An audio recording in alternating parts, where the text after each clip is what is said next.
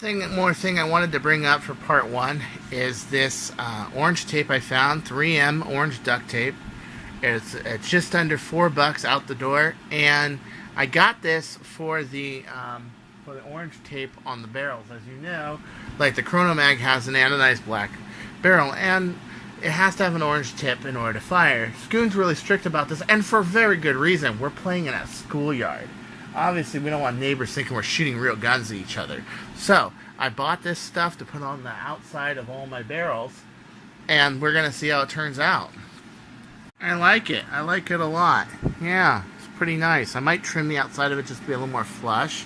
I might make this part right here down over here, but I like it. It kind of sucks because, you know, I kind of like the monochromatic look of the rifle with the black barrel. But, you know, rules are rules, and they're there to help us. So, yeah, but it looks good. You wrap enough layers there. It's a nice opaque orange. Very noticeable that that's orange. Not only that, but the front of the KRONOS is orange. It does make a little problem, though, because this is a different shade of orange than this, and this is a different shade of orange than this. But, you know what? Whatever keeps the cops from shooting at us, okay? I'm happy. Okay, so this is sat for a couple days. It's finally hard. As you can see, I did it halfway first. I ran out of go-to, but I decided, you know, that's a good idea, because usually these are sitting for a whole week and it's still kind of soft on the inside. Let's try doing half and half this time. So the first thing I'm going to do is I'm going to rough up the surface a little bit with an X-Acto and then pour some more go-to and let it sit for a few more days. So the first thing I'm going to do right now is I'm going to take this X-Acto knife. I'm going to take the inside of it, as so. And I'm going to just score it on the inside. Yeah. And the reason I'm going to do that is because I want it to stick to the inside. Even though chemically bond, sure, wonderful, great. I just want to get some extra adhesion in there. Because, you know, a nice smooth surface is silicone, and it might not bond that great. So I decided to cut up the inside. This gets fiber tape on it anyway at the end, so...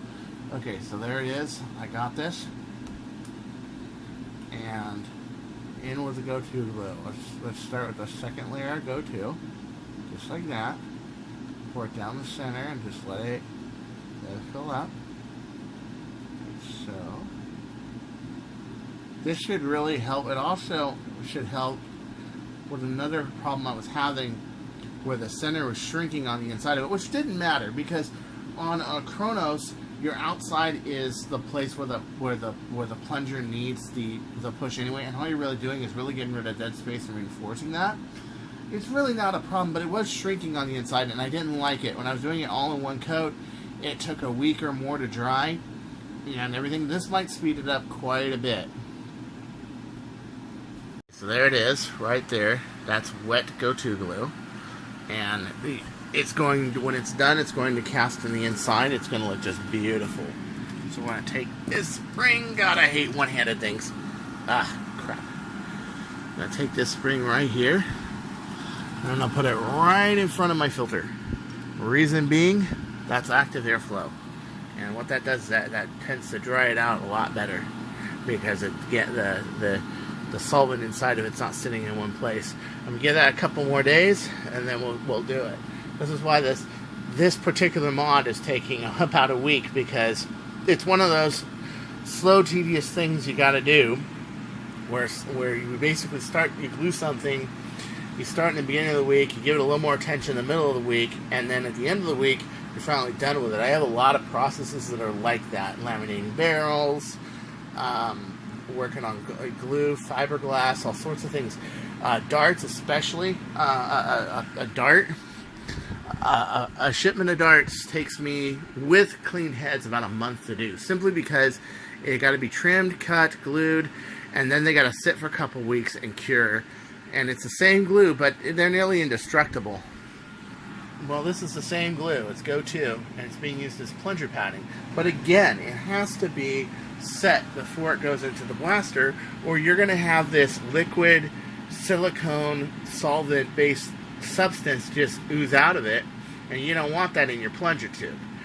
But you do want the solid silicone cast in there, so that's why I have to do it this slowly. but it's worth it. Look how level it sits. Way better than any silicone I've ever seen, silicone compounds I've ever seen, resins I've ever seen. Really, it's got really great attributes, this go-to glue. Alright, let's give it a couple more days and we'll go to the next step. Yes, there's even one more step that needs to be done once this is done. Once this is dry. Okay, now, so once you have a hard skin, it doesn't have to be completely dry, but you can see how it's like, yeah. Bless me. How it is soft on the inside but hard on the outside. You can sit there. Let's use my toe trick again. Why not? You can sit there and take another layer of go-to. Let's take my fat little belly here. And let's put some go-to glue on this.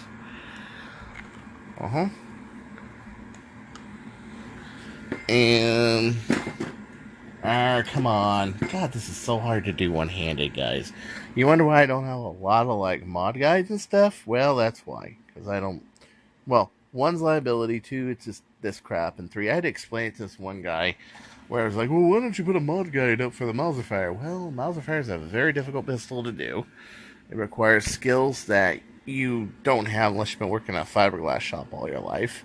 And, okay, so you take this wet part, you put it on there, okay, you turn it upside down, like so, okay, and you let it set. So now I'm going to take this whole thing right here that I just put down, like that, and let's straighten it out just a little bit. One second. I want this to look good when it's on here. There we go, just like that. We're going to put it in there. What this does is it takes the go-to glue that's on there, okay, and it laminates the fiberglass and the adhesive into the silicone glue. So because the silicone glue has a solvent in it called toluene, toluene melts into the adhesive of the tape and melts into the fiberglass, melts into everything. I don't want to do this when it's completely hard because I do want this to go into that top layer. So what that's going to do is it's going to make a layer of fiberglass on it. This will get several more coats with fiberglass and fiberglass tape and crazy glue, and what you'll have is a surface that doesn't break up. Now, why do I want this? Well, because silicone by itself has a pretty much untreated surface, okay? It is easily attacked by greases, by dirts. It can be ripped apart by stress. If you make the front part fiberglass to where it can't rip and it's fiberglass into it, that makes the plunger surface more uniform and it keeps it intact and together better. It's just one of those niceties I do. You could keep it just cast the way it is, but I rather do it this way. So I'm going to wait for this to harden. That's going to take a few hours, and then I'm going to trim it, and I'm going to let it sit there for probably another few days. Okay, so after this is dried up on the outside, okay, then we're ready to cut it. This is 3M Extreme Packing Tape. Becoming harder to find, but Home Depot has it for about I think it's going for like $11.50 or something. Yeah. So what I'm going to want to do next is to take a good pair of scissors. I'm using a pair of Fiskars upholstery scissors, and I am going to cut this edge right here and let it dry for quite some time. Okay, so here we have it. The front. And what you're going to want to do is without cutting the foam, take the scissors, cut around the whole thing. Okay, just very slowly, carefully. I had to two-hand this. There was no way around this. Okay, you're going to have a little bit of carryover on the glue, which is actually at this point dried silicone. Okay. Just take it, cut around the whole thing. There you go. If you have any open, loose points, which it looks like this does, then you just take it like that, put it upside down again, and then you're going to want to come around once you have this part cut out, and you got this, okay, and just get rid of the get rid of the big edges. Yeah. Okay. Just like that. Ta-da. Put in mind that with the ring on here, this is a lot bigger diameter, so it doesn't have to be so close or it's going to snag your tube. You have quite a bit of leeway on this, but still. Okay. So now that I've cut these edges off, I'm going to want to make these edges re-dry. I'm going to stick this in front of my air cleaner again for another few days, and then I'm going to laminate over this a few more layers, and then I'll be done with it. Yeah, still not done with this plunger. It's Friday. Okay? Friday. And that's right. I reckon this is probably not going to go into the blaster till Sunday when I started this vid. Okay, so here's the current suction cup right here. You saw I took this and I put the fiberglass on yesterday. Now, here's the deal, okay? This has to dry for a really long time. Now, why does it have to dry for a really long time? Well, there's two reasons. One, it's a liquid type glue and it just takes a long time to dry. And two, this is all closed. And the only place the glue is drying from is here and here. Now, you maybe ask yourself, okay, Chris, why would you put that solid of a surface on there that doesn't really impart any air? Because I want it to be flush. If I decide just to take a glob of glue, stick it on there, you know, it's not going to be level to anything. And by putting it upside down and letting it dry for like a week, it has a nice level surface. But at this point, it's about being semi-dry right now. So what I'm going to do is I'm going to laminate 2 more pieces on here, make 3 pieces. So I'm looking for some glue at the moment. Oh, there we go. There we go. There it is. I'm also, at the moment, getting everything ready for my war. Getting everything all ready to go. I've got a war tomorrow. It is Old Hammer Park on Live Oak Avenue in Glendora. Yeah, but when you see this video, it's going to be after the war, unfortunately. But I did advertise this war. I did tell people about this war. It's the first real Nick war I've been to since I've been home, which is good. And, yeah, so, here we got it. I hope this is open. Oh, is this not open?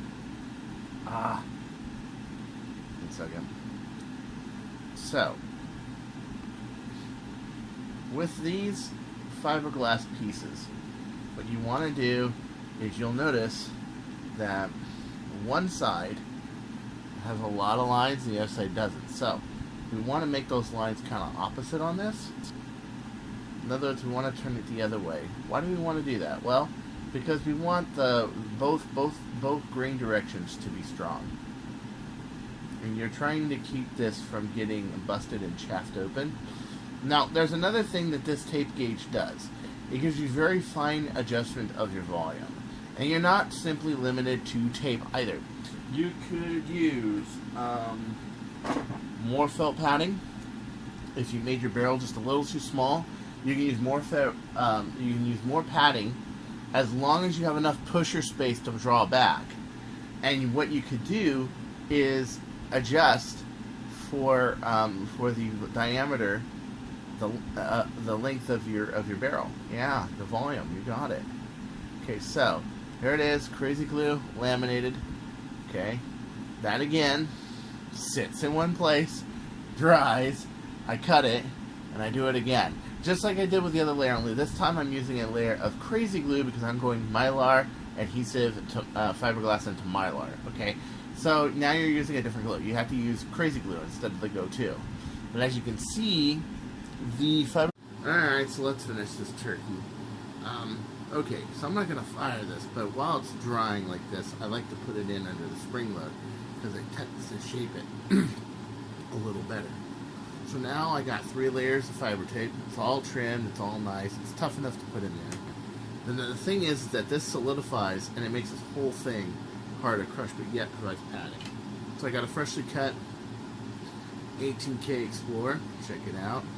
That's way better than any old K26. And the reason is, okay, it's got the same coil thickness, but the diameter is thinner, and there's more spacing between the wires. So it is a far more powerful spring because it has more pre-compression to it.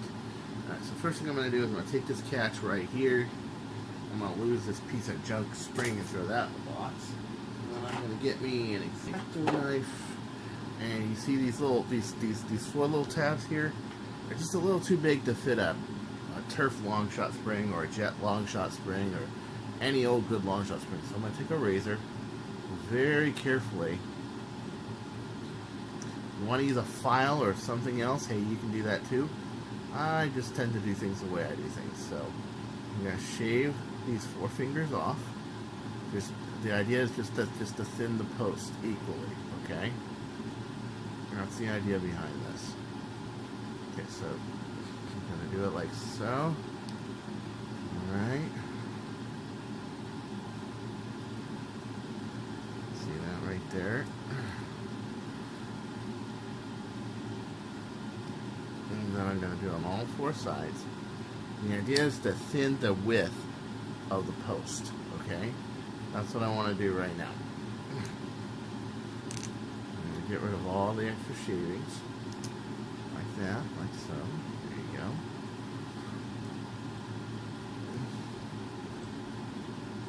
Let's pause that for a second. Oh, come on, computer, pause. It's not being my friend. Hold on. Pause. There we go. Okay, so got these 4 posts shaved now. I'm gonna throw my long shot catch spring in there.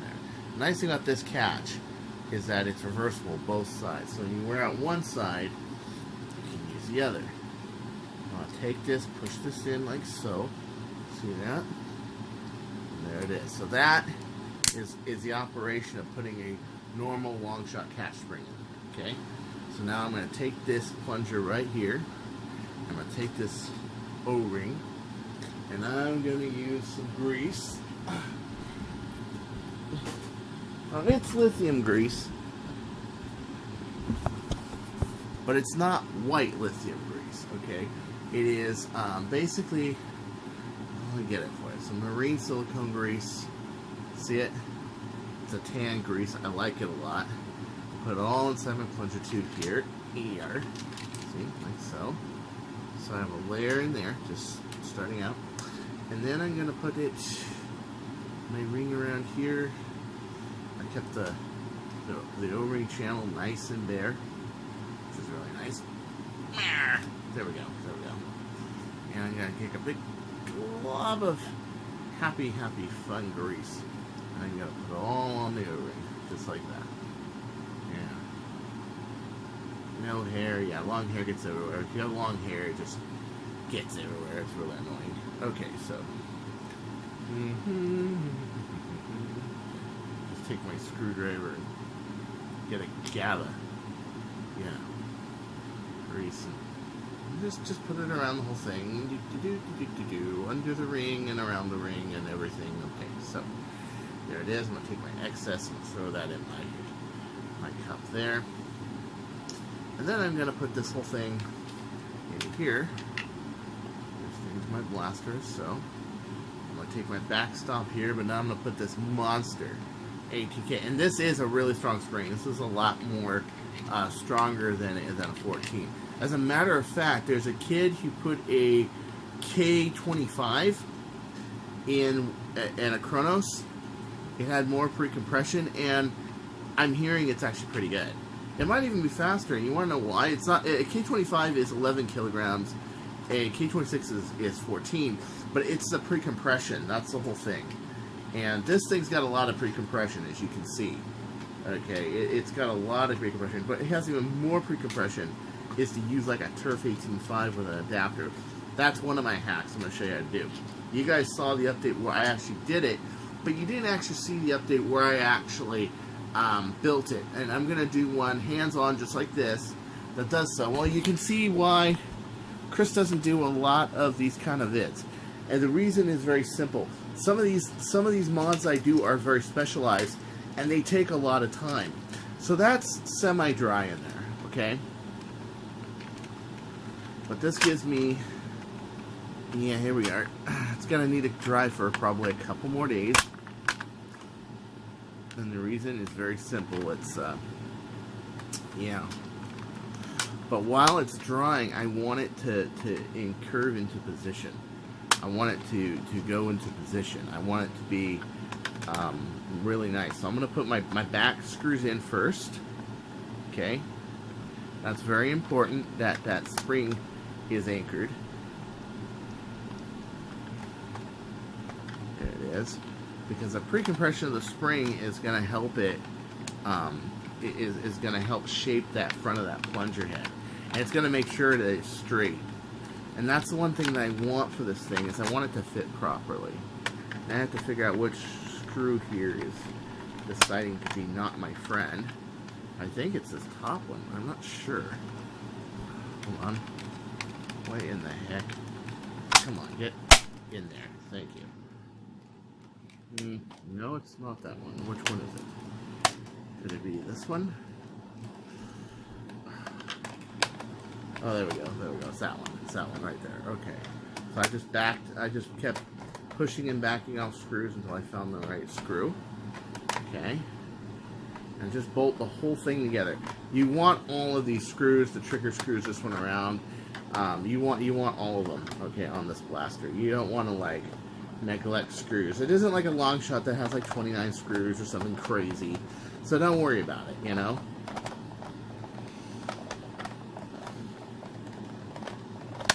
But you are going to want to just put it in.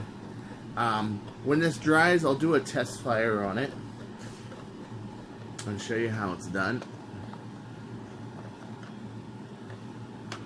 Yep. And I haven't glued the grip on this yet. I gotta do that.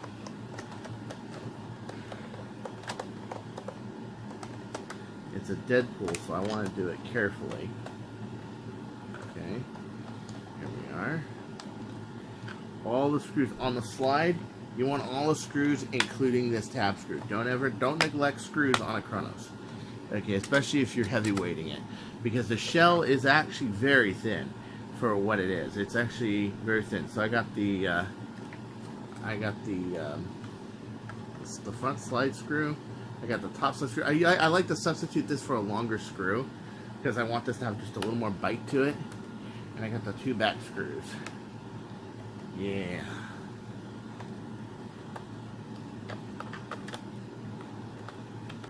Here we go. There it is.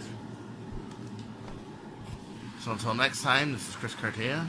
Don't you go changing, or I'll find you. Got a big war tomorrow. Old Hammer Park, Live Oak Avenue, Glendora.